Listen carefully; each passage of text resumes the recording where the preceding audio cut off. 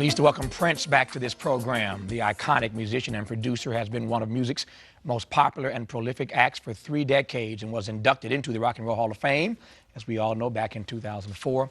His latest project is a unique collection of 3 CDs, Lotus Flower, Minneapolis Sound, and Elixir, which features a talented young singer named Bria Valente. You can get all of this at his new website, lotusflower.com. From the new project, here's some of the video for Crimson and Clover. Good to see you as always. Likewise. Yeah. Look at us on that camera. Yeah. Do we look good? Looking sharp. I'm feeling new sideburns. Oh, yeah. Well. It's working. And that black and white is sharp. When you're, for the book, the best-selling book, 21 Nights, your photographer, Randy, was here. Randy St. Nicholas. Right. Yeah, Randy was here. And I remember in that conversation, the two of us talking about the fact that you stay pretty much clean all the time. It's not like when you're in your house, you got on sweats and... Randy said that? Yeah, Randy said he's pretty sharp all the time. Okay. Yeah. No. That's not true? Yeah, I sleep like this. Yeah. Yeah. You know what? I would believe that, except for the fact that I know that you don't sleep. Yeah. You really don't sleep very much. I saw a sign in the back said, journalist, advocate, insomniac. Yeah. Yeah, well, for you it should be the world's greatest musician, insomniac. That's what it is. Props to you on your show, seriously.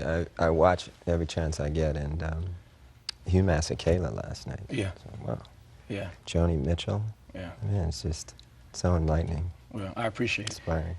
I'm glad you said that, because I was actually, I never told you this story, but one day when you were on before, I was around town somewhere, and we had promoted that you were coming on the next night. And I walked past a group of people, and they didn't see me, obviously. And I overheard them talking about you and the fact you were going to be on my show the next night. And one of them said, why would Prince go on PBS? And I was thinking, they don't know that Prince watches like everything, but indeed watches PBS. Well, I keep an eye on you because, you know, you have been an advocate, and I learned a lot from State of the Black Union. You've sent it to me, and I make a point to try and check it out when I can. And that said, Dick Gregory, one time I saw him on there, and it just moved me so much. I put pen to paper, and I owe him money now. Dreamer. Yeah. I want to talk about the song Dreamer that you dedicate to Dick. And actually 4 songs I want to get you to talk about the lyrics specifically. I'll get to that in just a second. Back to this PBS thing, though, right quick. I'll come back to that only because you really got into Unforgivable Blackness. Yeah. What'd you make of that PBS series? Oh, it's amazing. I'm in sort of celebration mode right now. I'm just thankful to be alive. I'm thankful to have the friends that I do and the teachers that I do. And I've spent the last year just playing when I feel like it. And I really look forward to this time in my life.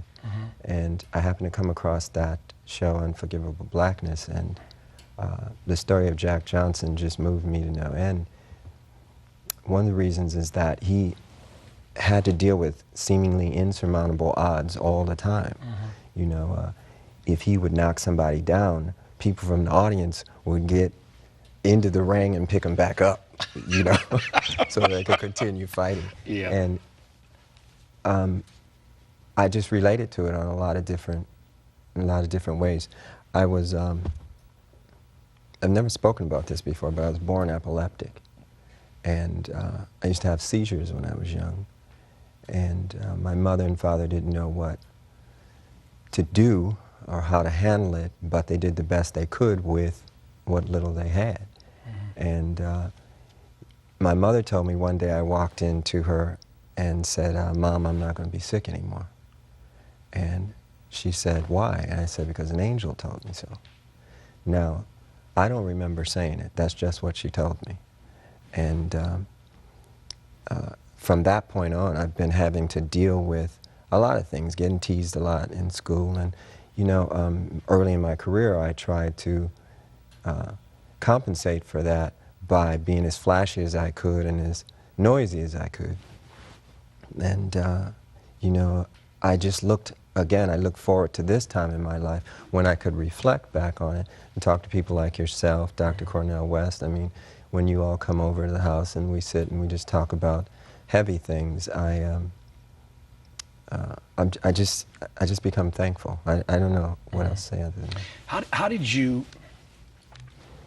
How did you get beyond? Because I know you have so many fans of all ages, and I think there are no doubt some young people watching who I know, in fact, not might, will be helped by your answer to this question. As a kid, being teased so much, and kids get teased for all variety of reasons, as we know, how did you grow out of that into, not just into confidence, but indeed into excellence? Or maybe I put it in the wrong order, excellence and confidence. But how did you grow out of that? How did you navigate yourself past that? Good question. The first thing I did is of course, I went into self, and I taught myself music. My father left his piano at the house when he left, and I wasn't allowed to play it when he was there because I wasn't as good as him. Mm-hmm. So when he left, I was determined to get as good as him. And I taught myself how to play music, and I just stuck with it, and I did it all the time. And sooner or later, people in the neighborhood heard about me, and then they started to talk about me. And it wasn't in a teasing fashion, it was more like, wow, look what he can do. Mm-hmm. And there's something about having people around you giving you support that is it's motivating. And once I got that support from people, then I believed I could do anything. Mm-hmm. And I had a lot of really good teachers. My best friend, André Cymone, his brother, Eddie, I'm entirely indebted to in this regard. He used to tell me, man, your songs are better than anybody's on the radio. You can do whatever you want to do. Mm-hmm. And I just kept rolling with it, Eventually, I went out to New York, and I got turned down my first time, but I just wasn't, I felt like Jack Johnson then, too. Mm-hmm. I just wasn't going to be put down, so. Back to this excellence thing, though. Talk to me about excellence. I mean, it's clear that you are head and shoulders above pretty much everybody else in the world of music. And that's my assessment, and a whole lot of fans agree. We all say amen? Amen. See that? So it's pretty clear you head and shoulders above everybody else. But talk to me about how we, who are not Prince, can aspire to the level of excellence that you portray in what we do every day. Well, everybody's talented at something. Right. And that's what makes the world go around. We all need each other. And again, it's about good mentoring and good teachers. I had a lot of good people around. The other thing I have to point out, though, is that how can I put this? My father he was so hard on me. I was never good enough. And there was something about that. It was almost like the Army when it came to music. Mm-hmm. It's like, that's not even close to, he'd say, it's not even close to what I'm doing. And he'd play again. And I could hear it. John Blackwell, my drummer, he's the same way. His father taught him the same way. We learn like that. We learn from being shown. It doesn't come from books and just reading it. We need to be shown, So it's just having really good teachers and a bar that's so high, Tiger Woods. I mean, we can go on and on and on. Mm-hmm. You talked a couple times about your father, which you don't do in public, and I appreciate your opening up in that way. Help me understand how, I'm trying to juxtapose, knowing you as I do, everything about you is love. You create love in the space that you occupy. When folk come into your world, they feel the love. Love is in your lyrical content. Your whole life is about a love of humanity. I'm trying to juxtapose how you got to this place of being love when you have this relationship with your father that obviously didn't always exhibit love. You could be a very mean person now. Why not? Well, I have a mean side. Yeah. Yeah. Let me back up there. Yeah. Yeah. I can go there. Yeah. You know, I'm a fighter. I'm very competitive. I think from him being so hard on me, that the one thing I got out of it is I understood that in his harshness, he wanted me to excel. Mm-hmm. He used to say things like, don't ever get a girl pregnant. Don't ever get married. You know, don't this, don't that. When he'd say these things, I didn't know what to take from it. So I would create my own universe. Mm-hmm. And my sister's like that. A lot of my friends are like that, the ones that I still have, you know, early musicians and things like that. Creating your own universe is the key to it, I believe, you know, and letting all the people that that you need occupy that universe. To your friends that you referenced a moment ago, how have you chosen, how have you decided to maintain the friendships that you have maintained over the years, and what's your barometer for knowing whether or not those friendships are beneficial? Does that make sense? Yeah. Yeah. You can tell whether they're beneficial if someone's respectful of you. Mm-hmm. You know, respectful of you when they're not around you. I find that most people are pretty respectful in front of my face. When they're not around me, sometimes you hear them say some pretty hurtful things. And I don't know if they think it won't get back to me, or if I don't care, or if I think I'm above it, or whatever. But I remember them as I remember them. And we were in love then, we should be in love now. It's a hurtful place, the world in and of itself. We don't need to add to it. Mm-hmm. And we're in a place now where we all need one another.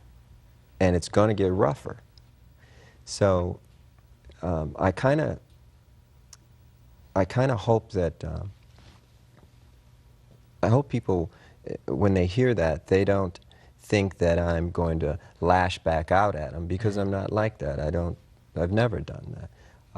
I've heard a lot of things from a lot of different people, a lot of pretty famous people, a lot of journalists. A lot of my work is judged based upon my personality or my past work as opposed to where we are now. And I don't know, it is hurtful sometimes. How difficult is it to live in a world, into your earlier point, which I take is a brilliant point, the world is already mean enough, we don't have to add to it. But how do you contextualize emotionally having much of your work judged by your personality rather than on the merits of the work? Well, one reason is because I like criticism. I like constructive criticism from smart people. I'm thankful enough to, or blessed enough to be able to say that Miles Davis was a friend when he was alive. And he was a wonderful mentor and really, really funny, you know. And he could critique something you've done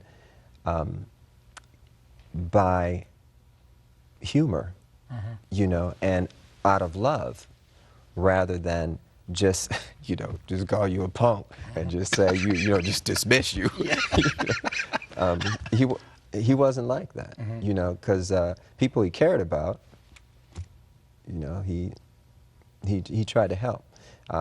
When people criticize my work and attack my personality, it's doesn't help me. I can't do anything with it. I don't know what they, you know, I don't know what they want. I've asked writers this before, and a lot of times they tell me that they just write for each other. They're not really writing for, you know. Well, I really got him that time, didn't I? Yeah, you know, yeah, like, yeah. Okay, well, yeah. I don't know. Nobody learns anything from it. Really. Who's qualified? I mentioned, I want to connect these two things. I said earlier that you were head and shoulders above everybody else in the music world, and most musicians, I think, you would acknowledge that. Who's qualified, and maybe qualified is the wrong word, but it's the word I'm going to go with, That's my story, and I'm sticking to it. Who's qualified to critique your stuff these days? You mentioned Miles Davis. Yeah. Who's qualified to critique you? Oh, anybody. Music critics? Fans? Other artists? Yeah, I don't mind anybody. Yeah. If they do it with a sense of love, if they're trying to, show me something about the work that, they really feel is important for me to know. And I don't see a lot of that in journalism today. Most journalists are just lazy. Yeah. It's like, But if you said you like being critiqued and you love constructive criticism from smart people, how do people critique you if you are so ahead of your time, as you have proven to be consistently? If you're so ahead of your time, how can they critique what they ain't even caught up to? because listen, if they don't feel what I'm doing, they're going to let me know. If it's somebody I love, they're going to tell me they don't feel it, and they'll tell me the reasons why. And I can appreciate that. I write all the time. I record all the time. I want to go back to Jack Johnson because he's still in the back of my head. I can't get him out of my head where this conversation is concerned.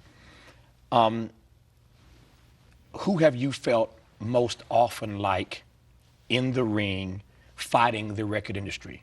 Like Jack or the opponent? Oh, like Jack. Like Jack? Yeah. Tell me why. Well, because I knew I was right.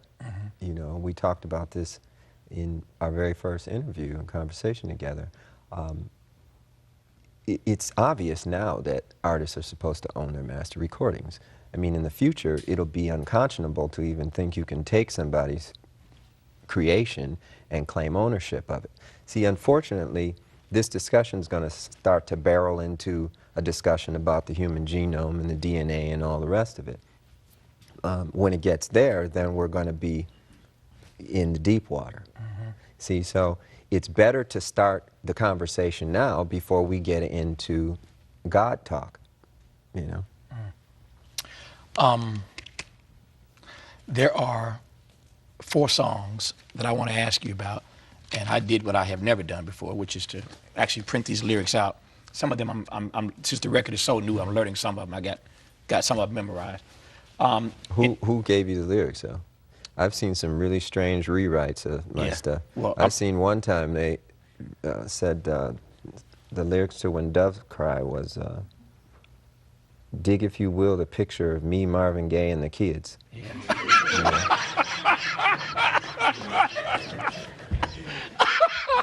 Well, you know what? And then there was another one. This person will go unnamed. Yes. She didn't speak the English language too good. Right. She had a really cute daughter, so that's why we was acquaintances. Yeah. But she swore up and down, Little Red Corvette was pay the rent, collect. Yeah. Well, you know what? So you need to let me check that. Yeah. I'm a fast learner, so I'm not going to read none of these on the air. I'm just going to ask you about the songs and about the lyrical content. And for those who don't have the record, you can go to lotusflower.com and get it. And follow along at home, even if you're 2 or 3 days late. You can play this back and follow along. In no particular order, since we mentioned Dreamer first, tell me about Dreamer. Oh, well, when I saw the State of the Black Union, Dick Gregory really moved me and a lot of my friends. I show it to everybody that comes over the house, especially white folks, because they need to hear that, so that they know more about all of us. Because what he said affects all of us. He said something that really hit home about this phenomena of chemtrails. And, when I was a kid, I used to see these trails in the sky all the time. And say, oh, that's cool. A jet just went over. And then you started to see a whole bunch of them. And the next thing you know, everybody in your neighborhood was fighting and arguing, and you didn't know why. Okay? And you really didn't know why. I mean, everybody was fighting. So he started riffing about the chemtrails. And he started to say things that hit home so hard. And I would recommend that everybody try to get what he said online or wherever and try to get a copy of it and just listen to it. Because I was so moved that I had to write the song. The other thing is the first line of the song says I was born on the same plantation in the United States of the red, white, and blue. And we live in a place now that feels just about like a plantation. We're all indentured servants, you know. When I found out there were 8 presidents before George Washington, I wanted to smack somebody. You know, I wanted to know why I was taught otherwise. Just tell me the whole story. I'll fill in the blanks, but don't, you know, don't tell me something that you think I'm supposed to know. We're indentured servants and we got a black president now? I don't vote. I have nothing to do with it. I got no dog in that race. And for those who would cuss me out and slap me in person if I didn't ask you why? Well, the reason why is because I'm one of Jehovah's Witnesses, and we've never voted. And that's not to say that I don't think Barack Obama, President Obama, is a very smart individual, and he seems like he means well. Prophecy is what we all have to go by now. It's very interesting. I did a sold-out concert in London. We played 21 nights in a row, and all the concerts were sold out. When I would watch television over there, and you'd see the United Nations feed, the direct feed from the United Nations, you'd hear them talk a lot about religion. You'd hear the Bible mentioned constantly. This is not what we're used to in the United States. It's almost as though there's no need for God and no need for religion and justice in politics. So there's supposed to be a separation of church and state over here. We can't have a separation of state and morality, though. And you know, songs like Dreamer and even Feel Good, it's the same thing. I got good news and bad news. The bad news first, since I like ended on good news. The bad news is I'm out of time for this show. The good news is I think that if I lean on my friendship, I might be able to get Prince to stick around for like another 12 minutes. And if you tune into this program tomorrow night, we can finish our conversation. It's never over, but we'll continue it, talking about these other 3 songs from the new CD, Lotus Flower, at lotusflower.com. You can get, I want to ask you about these other 3 songs tomorrow night, and then this fine artist who he referenced earlier, you can take fine any way you want to take it. This fine artist he referenced earlier in this conversation, Bria Valente. Oh! Yes. Bria will join us tomorrow night as well. So now tomorrow you're night, talking. Yeah, now we're talking. Right. So tomorrow night, part 2 of our conversation with Prince, and Bria Valente with us tomorrow night as well. She's one of the 3 CDs in this new Lotus Flower package of 3 CDs. Prince, thank you for coming on. Thank you. Appreciate it. That's our show for tonight. Catch me on the weekends on PRI, Public Radio International. You can access our radio podcast through our website at pbs.org, and I'll see you back here next time on PBS. Until then, good night from LA. Thanks for watching, and as always, keep the faith. For more information on today's show, visit Tavis Smiley at pbs.org. Hi, I'm Tavis Smiley. Join me next time with part 2 of my exclusive conversation with Prince, plus Prince's latest protege, Bria Valente. That's next time. We'll see you then. Good evening from Los Angeles. I'm Tavis Smiley. First up tonight, part 2 of our exclusive conversation with iconic music superstar, Prince. This spring, he's out with a brand new collection of music, a 3-CD set called Lotus Flower. The discs are available at Prince's new website, lotusflower.com. Also tonight, the talented young singer featured on Prince's new project, Bria Valente. The Minneapolis native kicks off Lotus Flower with a terrific CD called Elixir. We're glad you've joined us, Prince and Bria Valente, coming up right now.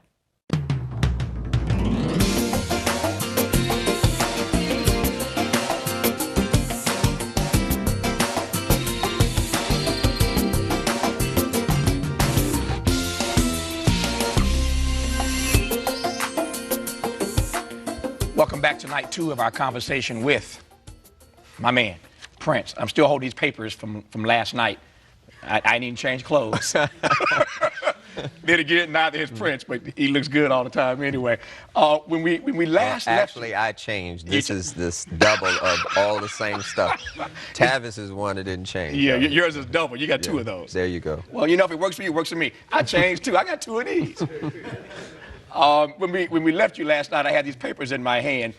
We were talking about some of the song lyrics on his new CD, Lotus Flower. You know it's out. 3 CDs in this package: Minneapolis Sound, Elixir, and Lotus Flower. So 3 CDs in the package at lotusflower.com if you want to get it. We were talking last night, though, Prince, about some of the lyrics, and we talked about Dreamer. I didn't get to these other 3. Can I ask you about Colonized Mind? Yeah. Yeah. Colonized Mind has to do with the state of the union right now, state of the union for all of us, not just black, not just white, but all of us. Yesterday we spoke a little bit about how I was raised, and my father, he was a very strong individual who demanded a very high standard from me in everything. You said something that's very interesting, is that I could have turned out a mean person. I do have that side of me, but what I try to do is to the best of my ability, funnel it back into the music. Larry Graham is a dear friend of mine. I just want to say what's up to him and Tina and Aaron and Latia. I'll be home shortly. I'm having a lot of fun out here, though, so I just want to say something. Larry has got a volatile side to him, too. He told me a story once. I hope Larry, I got to tell this. I just got to tell it. One time, Larry and Freddie from Sly and the Family Stone are on their way to a gig to open for Jimi Hendrix. Now, right then, I'm shaking, can't wait to hear what's about to go down. On the way to the gig, they pick up some of their amplifiers, and their car is loaded with these amplifiers, right? It's hard to see, but they're driving and they're late trying to get to the gig. They either hit this guy or a guy runs into them, but there's an accident, right? In the middle of the street in New York. Larry jumps out the car, whoops this dude's backside. Yeah. Just Freddie's with him. You know, they both from Oakland, so you know what time it is, right? I don't even want to see what the other dude looked like. Yeah. Okay. So it's like he got that side to him, right? And I was just taken by that part of the story. But then I asked him, I said, so when you got to the gig, like, what happened? Who won the battle between you and Hendrix? And Larry said, oh, we spanked him. Yeah. I said, wait, you spanked Jimi Hendrix? Yeah. He said, yeah, we spanked him. I said, it's Larry Graham, man. Yeah. You know? So it's like, same thing with him. If you listen to his music, you can hear the bass and the funk, the anger is in songs like People and Water and It Ain't No Fun to Me and stuff like that. You know, so that's what I learned from. You know, that's my teacher. It's Colonized Mind. 2 more I want to ask you about. Feel better. We referenced this last night on the show. Feel better, feel good, feel wonderful. I love the title. I love the song, but I love the title. Yeah. Yeah. It's about telling folks to celebrate and stop hating. There are references in the song, though, to a record executive who we've had some pretty interesting conversations. And there's a line that says, you tried to do me like my good brother Steve. All right. What we believe happens in the music industry is this, is that you can put out a record and SoundScan refuses to count as many as they actually sell. But you get paid on what SoundScan says that you sold. So if it's a low number, then you only get paid on that number.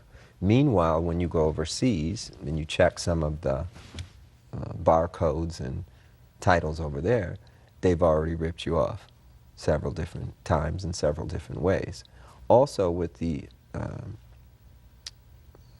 influx of the internet, you know, no sales, then you've really gotten your bank account emptied out. So we never really knew what Purple Rain sold. I don't know to this date.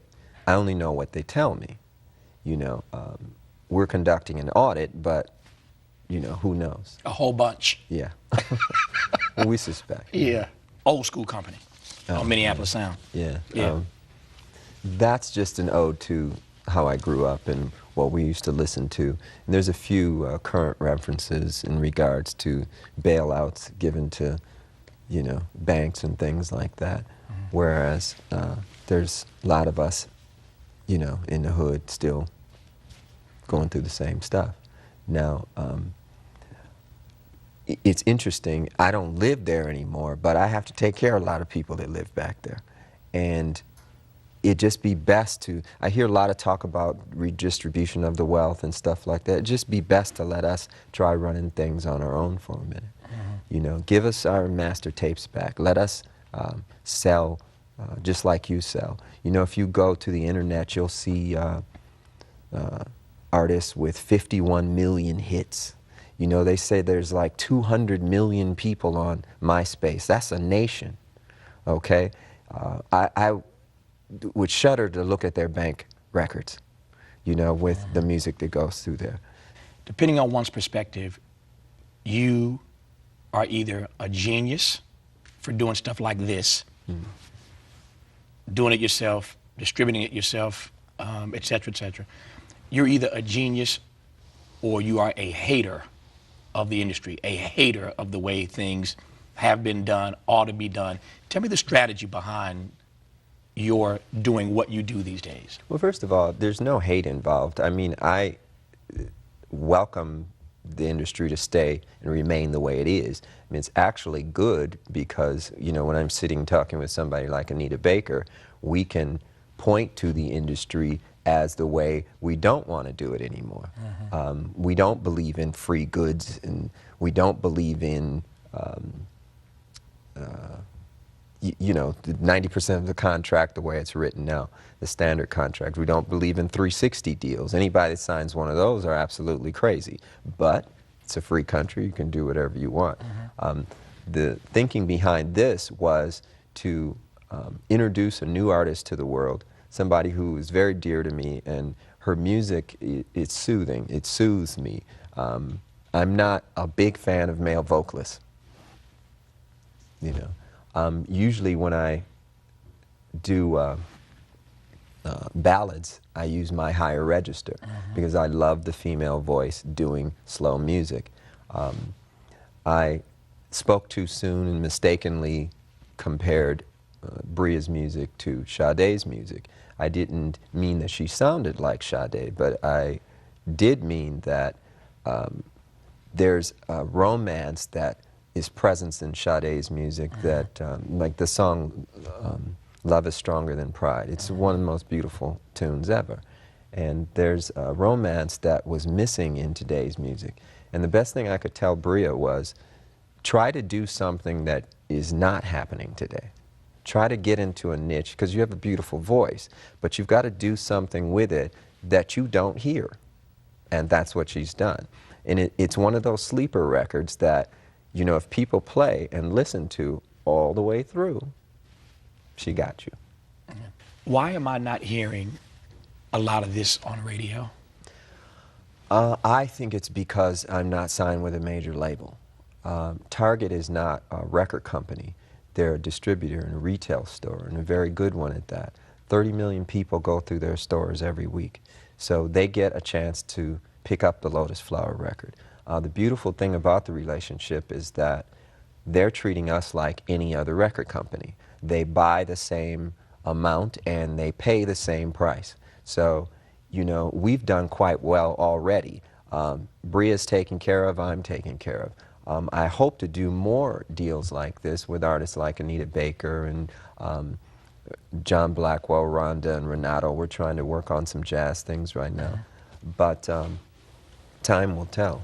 It was pretty amazing to me, though, that without radio, it's just me talking, without radio airplay, with a singular distributor, you end up missing #1 when this thing dropped by, like, it's like Maxwell Smart. Missed it by that much. Yeah. That was serious. Well, there again, you know, that's when the fighter in me comes out. And, right. You know, you know, think about Jack Johnson knocking somebody down 3 and 4 times, Yeah. and then they still say he lost the fight or something. You know, it's SoundScan said that it was number 2. Other charts say that it was number 1. So it doesn't make a difference to me one way or another. What makes a difference to me is that history is told truthfully, and that's not always the case. I love golf and basketball and sport and boxing especially because it's mano a mano, and we hold our own at the box office.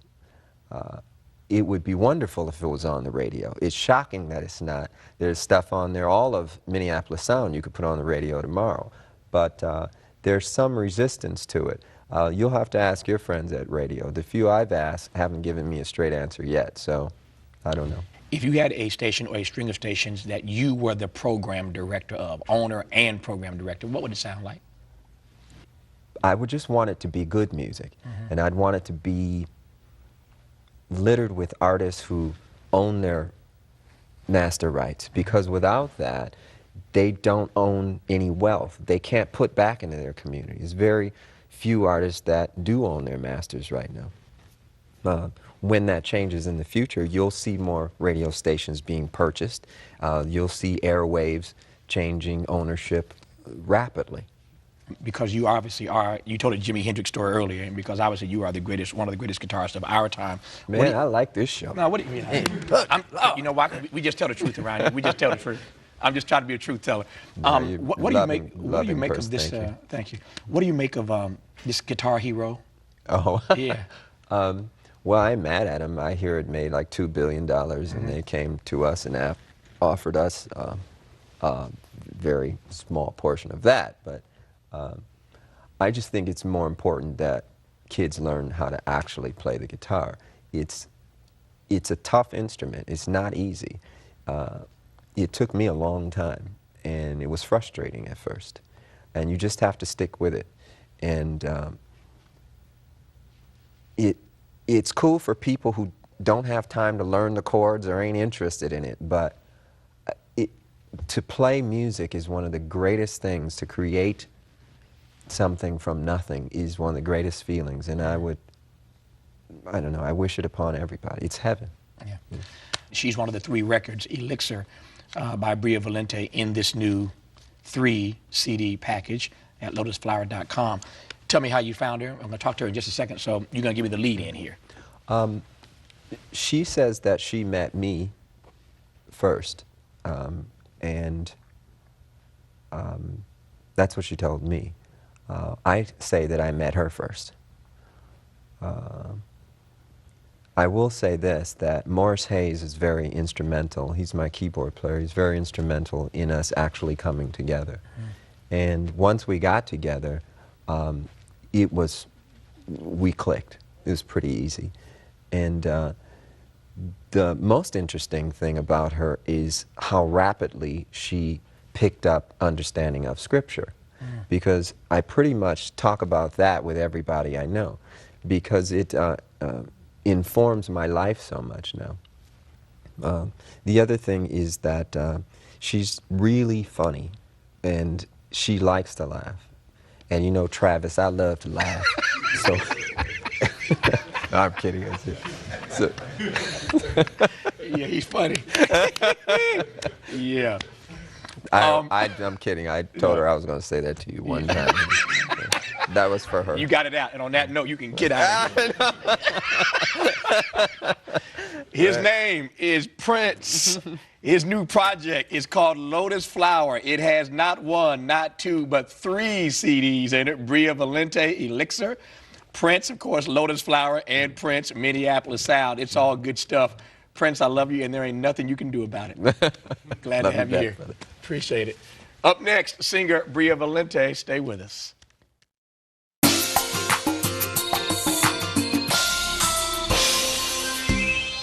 Bria Valente is a talented singer featured on one of the 3 new discs from music icon Prince. Elixir is the first CD that kicks off this unique new set, which you can get at Prince's website, lotusflower.com. From the new project, here's some of the video for Every Time.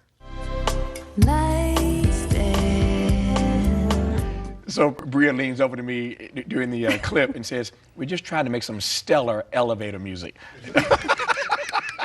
It's a whole lot better than that. Brian, look behind that curtain, make sure Prince is gone. Make sure is he gone? Good. All right, he's gone now.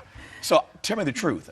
How did y'all really meet? He says he met you first. You said you met him. What really happened? Oh, well, I was 17, and I'm from Minneapolis, Minnesota, and I was working with Morris Hayes at the time, and he had brought me over to Paisley Park. And I waited for Morris, and he had met with Prince, and all of a sudden, 10 minutes later, he came down and just sat next to me, and didn't look at me, he just said hello, and I said, hi. So what's your name? And I said, I'm Bria, and he said, nice to meet you. And that was it, and then he was gone, and didn't talk to him since. So that was the first time we met. And then fast forward a few years later, and you got a project together. Yes. I moved out to LA, and in a chance meeting, we ended up getting back together. So that was really cool. And Morris Hayes was, again, the conduit. Yes, the conduit for the collaboration. That's amazing. What's it like to be put there, to be exposed, to be introduced by Prince? It's a privilege and a blessing. And really the situation that we had in the working environment that I was in was like a family, and we all love music. I mean, I grew up with music. My father's a musician, and coming from Minneapolis too, I think there was a really special connection there. And when we all got together, we just combined our talents, and then we made this record that we were all really proud of. And I never ever thought that I'd be working with Prince, to tell you the truth. So I moved away from Minneapolis, and I ended up coming right back home, basically. That's a fascinating story. So it's really interesting how that works. Tell me about your music. Tell me about Bria's music. I wanted a record from front to back that you can just play through, and it just talks about the best qualities of love. And that's what this record really captures. So we did that, and there's a lot of live instrumentation. A few songs are jam sessions that we turned into songs after the fact, and it turned out beautiful. I'm so proud of it. Whenever Prince introduces us to somebody, there's always at least one song, maybe a couple, but always at least one song that we all latch on to because it has that quintessential Prince artist, Prince protege sound. Mikey, one of my camera guys, and I were talking earlier, we think the song that does that on your project is Tonight. Tonight, yeah. Would you agree with us? Yes. Mikey, she agrees. Tell me why we think that has that quintessential Prince protege sound. Well, Prince knows how to make people dance. He's funky. That's a nice way to put it. He knows how to make us dance. He does. Yeah. He has that quality, and I think that track is definitely something that brings that out. And you know, some people have compared it to Nasty Girl. You know, but yeah, I would say, yeah, that's how it all comes together. To your word choice of comparing it to Nasty Girl, that word comparing, Prince, obviously here just a few minutes ago, made the point and said, and I'm quoting him almost, he says, perhaps I spoke too soon when I compared Bria to Sade. And he explained what he meant by that. I don't have to repeat that part. People just saw that a few minutes ago. But what do you make of the comparisons that others make between your music and whatever? Well, actually, this record kind of has a sound of its own. It's really hard to compare to anything else. And you know, everybody's going to take something from it based on their personal experience. So nothing really bothers me as far as comparisons are concerned. But most people that hear it, you know, my voice has a different tone than other people. I've been compared, as I've heard, to Shantae Moore and you know, some other artists like that. But it really does take on its own energy, and it has its own feeling in it. So tell me about the challenge that Prince gave you to create your own sound, to create your own lane, to do something that's not being done now. So he mentions that that's the challenge that he gave you if he was going to work with you. Tell me how you go about responding to that kind of a challenge. Well, that takes a lot of introspection. You know, you got to kind of sit with yourself and just think about what you want to hear that you're not hearing. You know what I mean? And there's certain things that really touch me in music, and it's when I hear heart and when I hear genuineness and caring and things like that. That's something that really gets me. And music is such a powerful thing. It can capture a moment in your life and bring you back to that spot. So it connects with you on an emotional level, on a spiritual level. And so I really got in touch with myself in that fact of what would I enjoy listening to. And so I tried to write about the things that I would like to hear about. I love the positive message of love and the organic pureness of real music, you know, and I just wanted to capture that. I just wanted to capture something very real that people could listen to, and it would touch them. When did you know that music was what, because you modeled and that's part of your backstory as well, when did you know that music was what you wanted to do, not just something that you enjoyed? I think it was in school. When I started doing talent shows, that's kind of when I knew that this was something this is what made me happy. And it really does make you happy when you make something from nothing. That is the biggest rewarding feeling that you can have. And I really enjoyed that. So, you know, doing the talent shows and writing music and learning things from my father, and he played 27 instruments. So he's like Prince. No, I won't say But that. does he also do lead vocals, background vocals, engineering, mixing? Well, you know what? Exactly, that's the key. If you're gonna launch a project, Bria knows how to put it out there. We should all be so fortunate to have Prince put us out there as part of a 3 CD set. Her name, Bria Valente, just learn it and get used to saying it because you're gonna hear it for years to come. Bria Valente is the name. The CD is called Elixir, part of Prince's new 3 CD set at lotusflower.com. Bria, nice to have you on. Oh, it's a pleasure. First to be time, here. but I hope it's not the last. I hope not to. Nice to see you. All right. That's our show for tonight. Catch me on the weekends on PRI, Public Radio.